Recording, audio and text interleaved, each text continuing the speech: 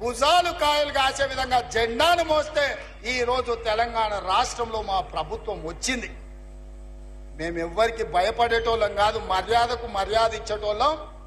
మేము కొంతకాలం మౌనంగా మీరు చేసే తప్పులను లెక్క కడుతున్నాం అంతే తప్ప కిషన్ రెడ్డి గారు బెదిరించి బతకాలని చూడకు. ప్రజల గౌరవం పెంచుకోవాలంటే పని చెయ్యాలి. ఏం పని చేస్తావో చెప్పు, ఎట్లా చేద్దామో చెప్పు. మాకు బేసజాలు లేవు. నేను నీ ఇంటికి వచ్చిన, నీతో 10 సార్లు మాట్లాడినా, తెలంగాణకి ఇవి కావాలని చెప్పినా, నువ్వు సహకరించు కిషన్ అన్న, నువ్వు పెద్దోను అని చెప్పినా, నీ పెద్దరిక నువ్వు నిలబెట్టుకున్నావా? ఒక్కసారైనా పదా ముఖ్యమంత్రి గారు మోడీ దగ్గరికి వెళ్దాం, మన తెలంగాణకు తెచ్చుకుందామని ఎప్పుడైనా మాట్లాడినవా? మనోహర్ లాల్ ఖట్టర్ హైదరాబాద్కు వస్తే సమీక్షకు రాని నువ్వు ఈ రోజు మెట్రోకు సహకరించిన అని చెప్తే మేము నమ్మాలనా? నరేంద్ర మోడీ గారు సబర్మతి నదిని గుజరాత్ లో ప్రక్షాళన చేసుకుంటాడు. యోగి ఉత్తరప్రదేశ్ లో గంగా నదిని ప్రక్షాళన చేసుకుంటాడు. అమిత్ షా నేమో ఢిల్లీలో యమునా నదిని ప్రక్షాళన చేస్తా అంటాడు. బీజేపీలు ఉన్న దగ్గర నదుల ప్రక్షాళన జరుగుతుంది. కేంద్ర ప్రభుత్వం వేల కోట్ల రూపాయలు వరదల పారిస్తుంది. తెలంగాణ రాష్ట్రానికి మూసీ నది ప్రక్షాళన వద్దా కిషన్ రెడ్డి? ఆ మూసీ పరివాహక ప్రాంతంలో ఉన్న పేదలు నీకు ఓటు వేయలేదా? నిన్ను ఎంపీని చేయలేదా? నిన్ను కేంద్ర మంత్రిని చేయలేదా? ఎందుకు వాళ్ళ పట్ల పగబట్టినవు? పామై బుస కొడుతున్నావు కిషన్ రెడ్డి మూసీ పరివాహక ప్రాంతంలో ఉన్న పేదోళ్ల మీద అని నేను కిషన్ రెడ్డిని అడుగుతున్నా.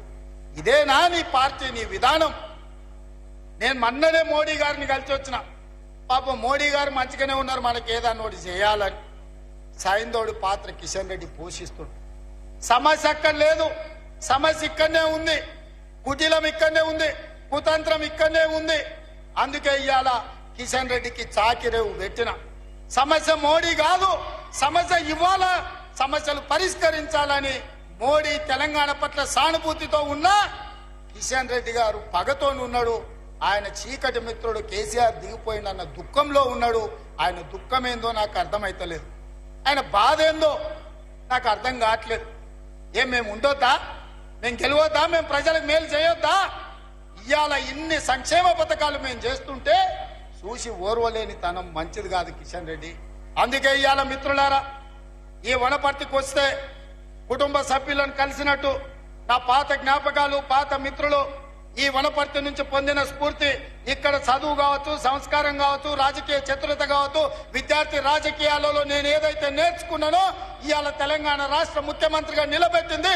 తప్పకుండా ఈడున్న వేలాది మంది సాక్షిగా నేను మీకు చెప్తున్నా, పాలమూరు రుణం తూర్చుకుంటా.